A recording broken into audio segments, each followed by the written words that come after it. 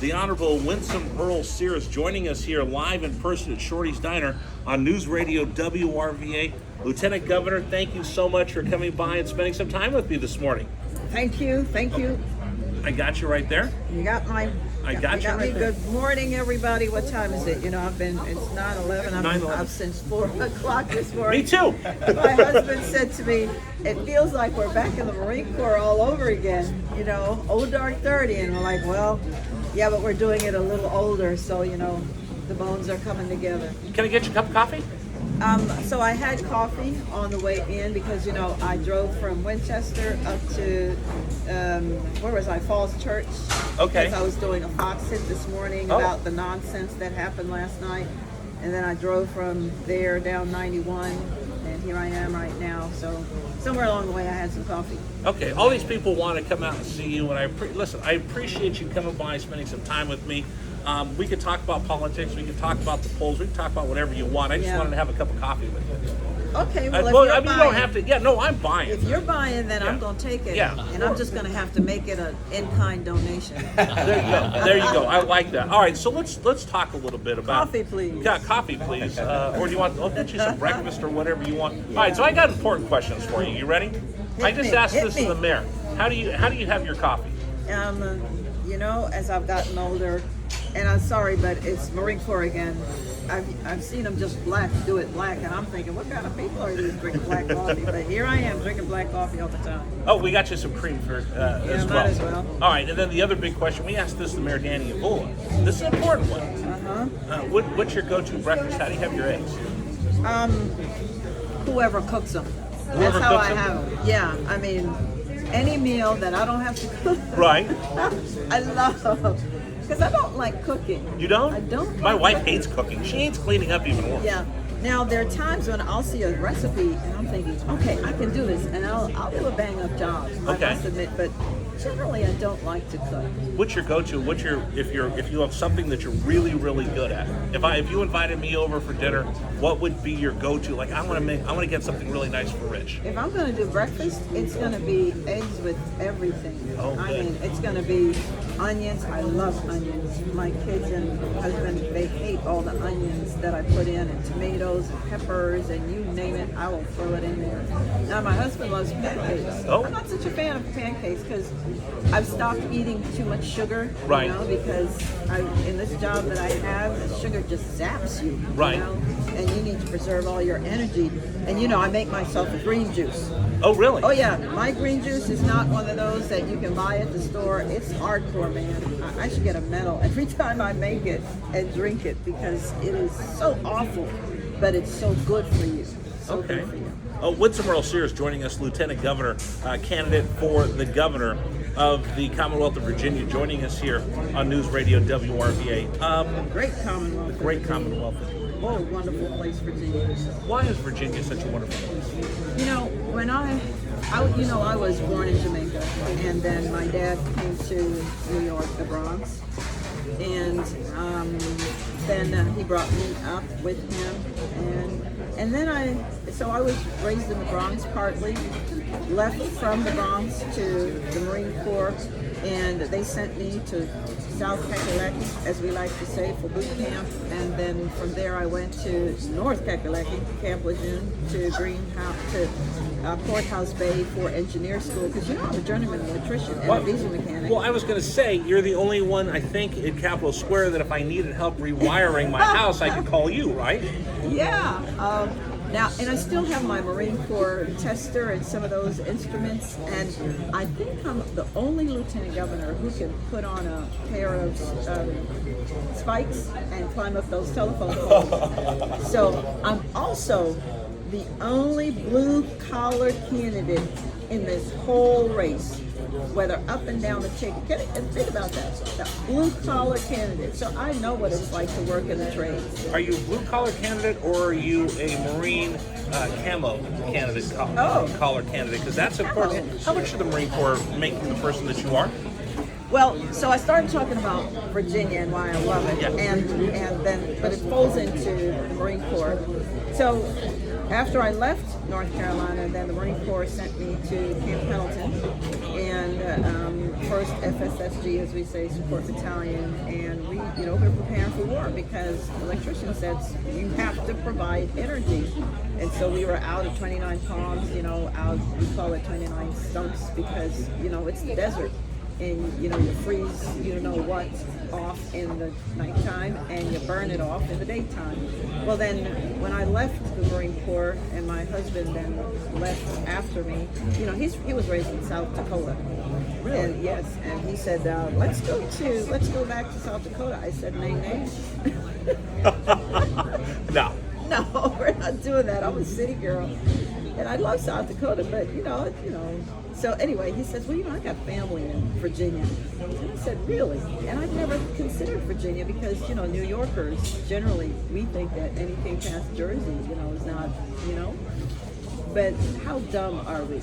And here I am in beautiful Virginia with the beautiful trees and the southern way of living and being sweet to people and people saying, how you doing, honey? And I love that. You don't hear that in New York, and I knew I couldn't raise our children in New York. It's just not where we needed to be. And we've been welcomed ever since we've come. And so although our children were all born in California, they were raised right here in Virginia. They know nothing else. Can I go to the Marine Corps for just a Yes. second? So, you weren't a Hollywood Marine. You were a Paris Island, East Coast Marine, right? Yeah. So women Marines, we only are trained in South Carolina, Right. And that means you're going to get. Well, I think now they've changed. I think we're now back into. Now they've moved us to MCRD. Yeah, Marine Corps Recruit Depot In San Diego. So now we're trained in both places. But in my day, we were in South Carolina, and let me tell you, we came off the bus, and then the shouting in your ear, you don't know which way is up, and for 2 days you don't sleep because they're breaking you, Right? Because they want to make you a team, and that's the only way to do it. So I'm standing at attention. I don't even know what attention is, and we're all standing at attention. But the sand fleas are they're biting us, man. They're just biting left and right. And my God, I couldn't deal with it anymore. So I started snapping my thighs and my body and my arms. And then here comes the drill instructor. Do not touch those sand fleas, recruit. Those are government issued. Like, are you crazy? But yeah. So it's fabulous, but the Marine Corps is really who they made me who I am right now. How so? In addition to, of course, my parents, my grandparents, because they gave me a certain discipline that I needed after my grandmother died, and I didn't think I had any reason to live. And so I saw you talk about that with Laura Trump, and you made me tear up a little bit. yeah, grandparents, if you're listening to me, you don't know what your grandchildren are listening to you, that when you speak to them, and you think you say something and we run off and go play, we're hearing you. I remember my grandfather saying to the older grandkids, a college degree is great, but get a trade, because with a trade you will always have work. And even though I now have 3 degrees, I'm also an electrician. So some things I can do, although if you don't stick with it, it'll pass you by. Well, I was going to ask you, I just signed a lease for a new house, so just in case I need some electrical work, I'm going to call you to see if you come help. Hey, electricians make good money. They do. Welders make good money. I mean, look, I was going to go to law school, and in fact, I got my degree and was accepted into law school and decided not to go. But I got to tell you, you can need a lawyer, and you're going to need a plumber, and you're going to need a carpenter, you're going to need a welder, you're going to need an electrician, and we charge a lot of money per hour. We charge lawyers for I have a question for you, because I heard you talk about going to Paris Island for boot camp.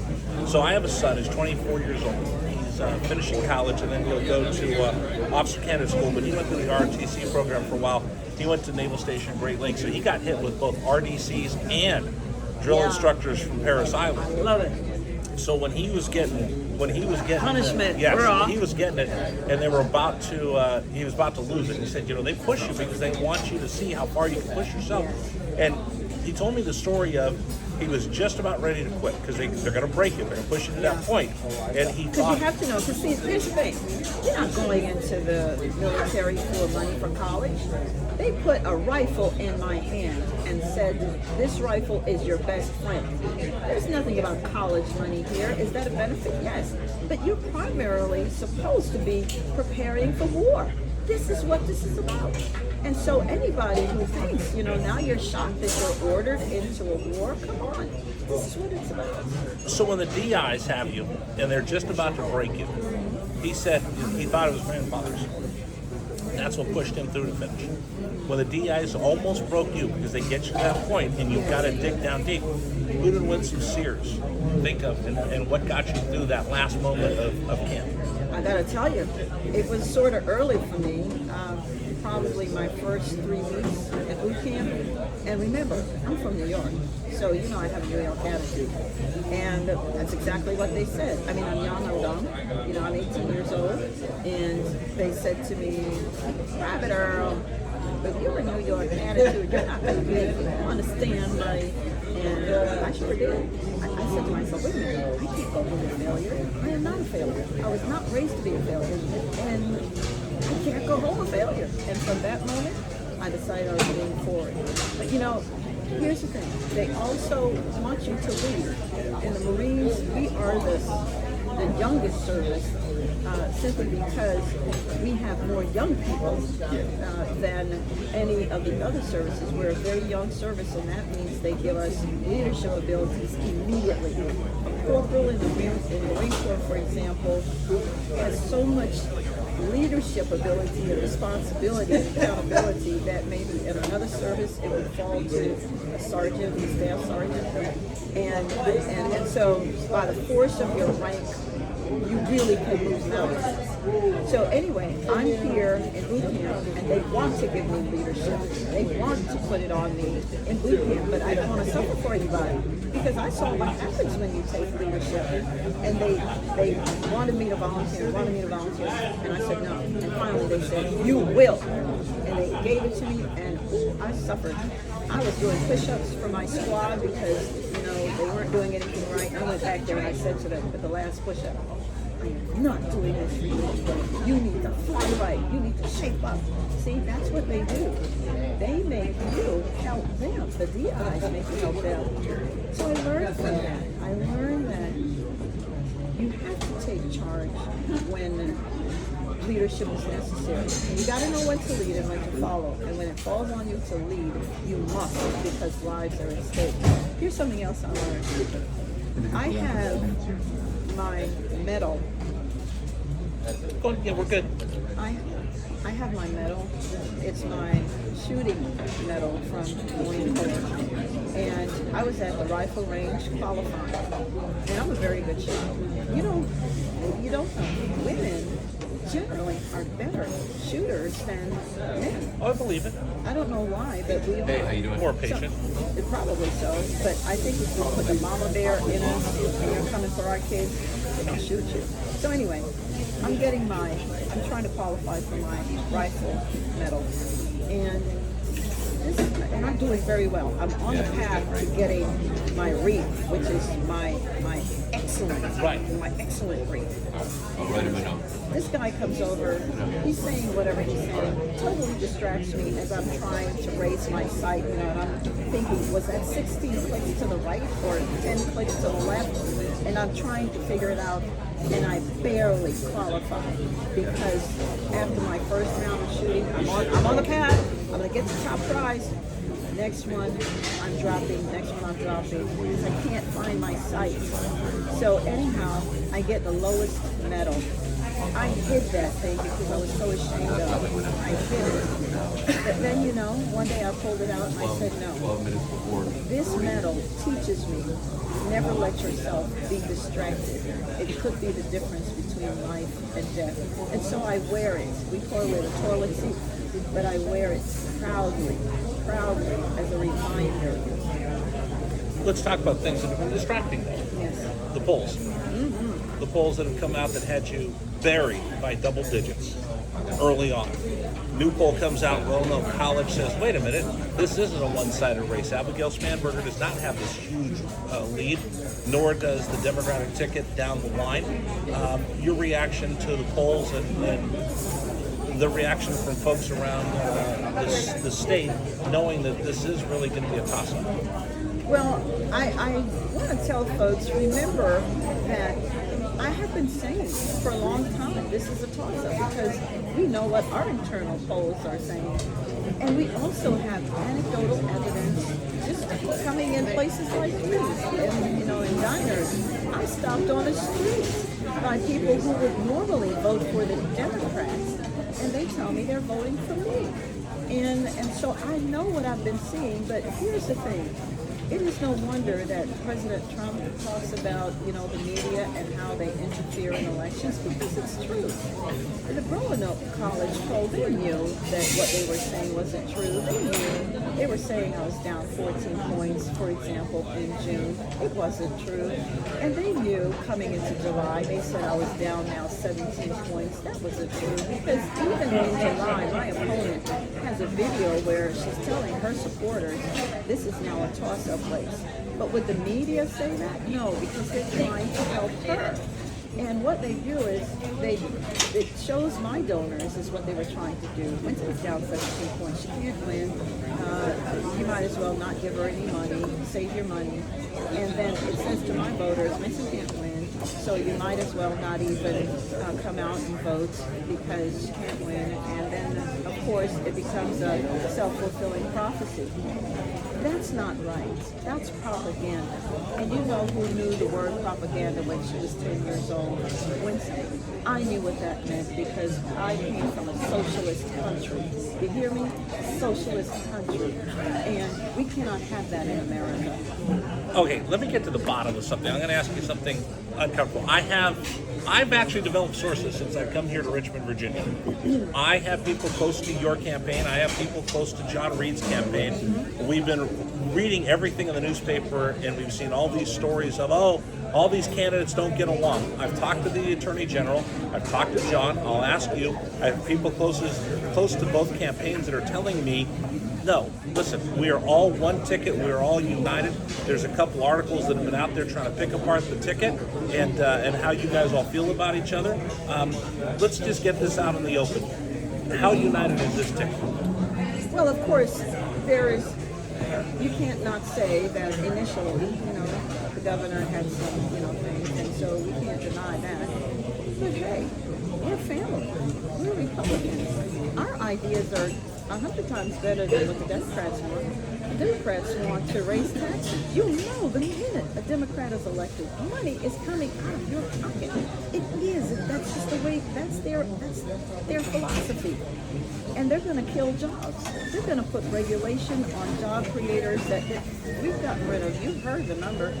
We're almost at 90,000 different types of regulations that we've gotten rid of that were hurting businesses and doing nothing for us, and hurting their bottom line, so they're not hiring more people. They're not building. They're going to up and leave. And by the way, there are states that are trying to pilfer our existing businesses because they're giving them all sorts of incentives. If you move to our state, we're going to give you this. You move to our state, we're going to give you that. All right. Then we know about education and so many other things. But so we have the better ideas no matter what. We now, of course, we know we have to come together. Up and down this ticket. Up and down the ticket.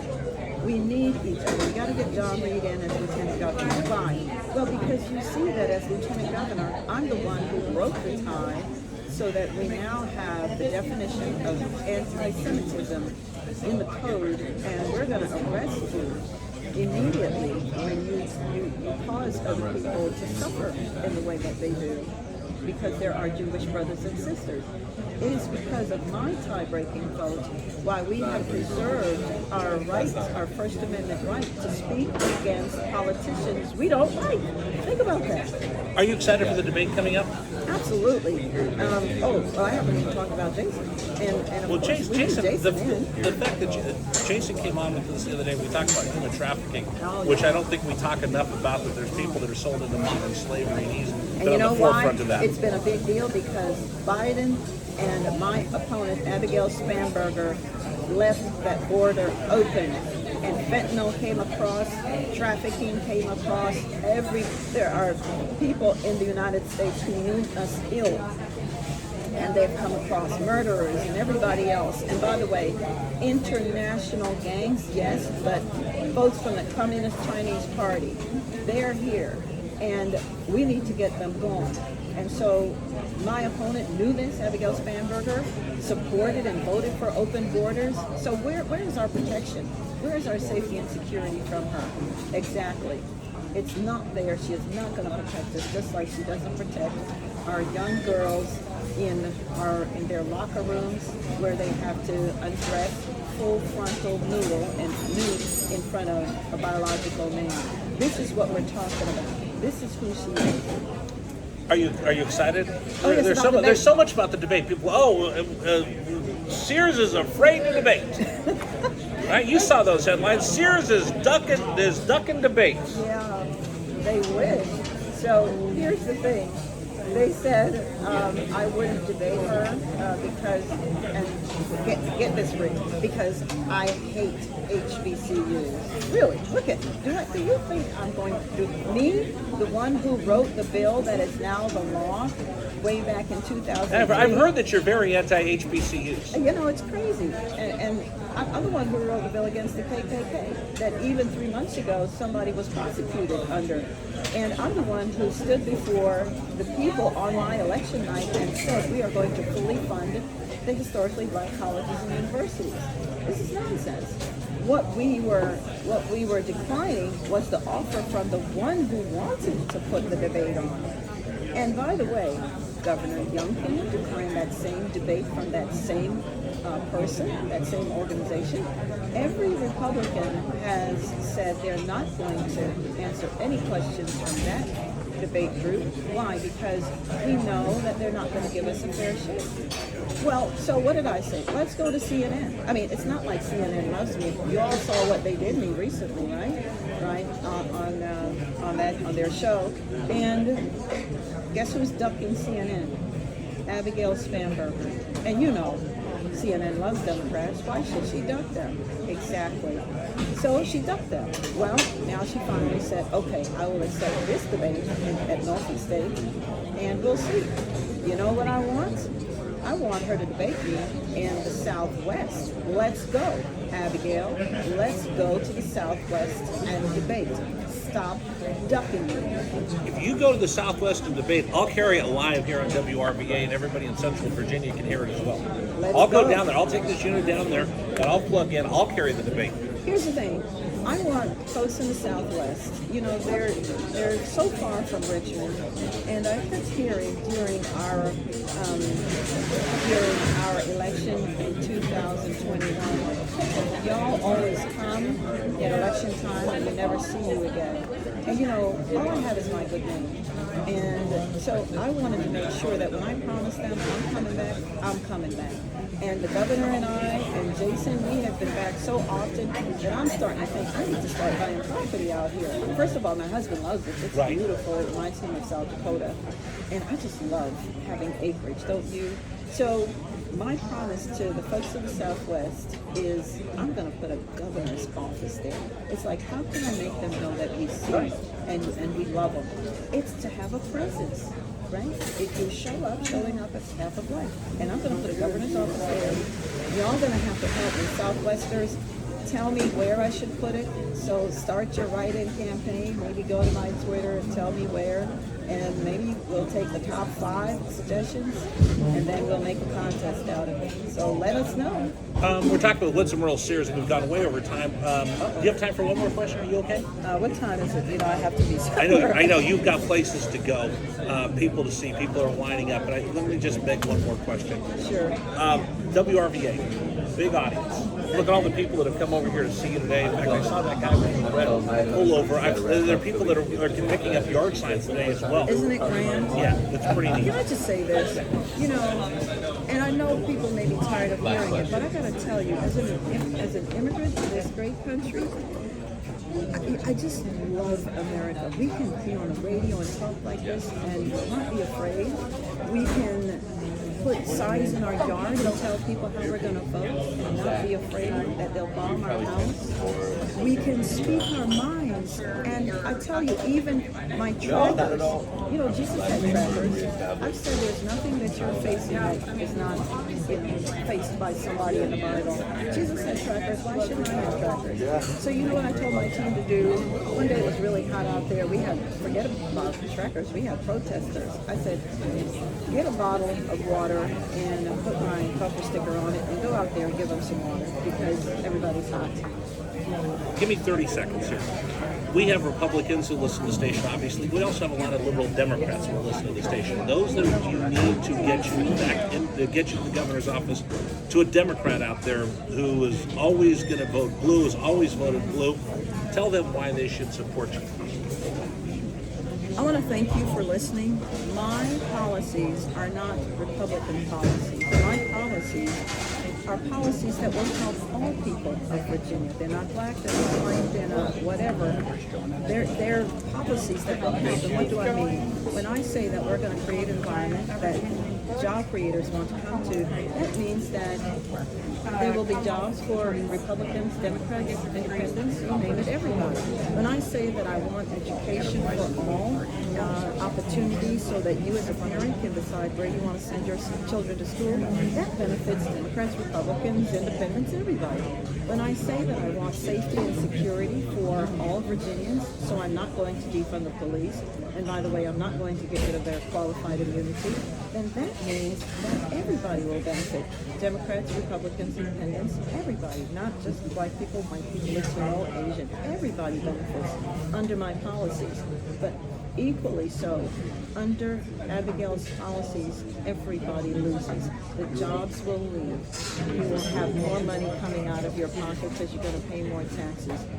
You will have not safety and security because she will defund the police and get rid of their qualified immunity. And I've been in many rooms with many law enforcement personnel, and they tell me if she wins, they're gone.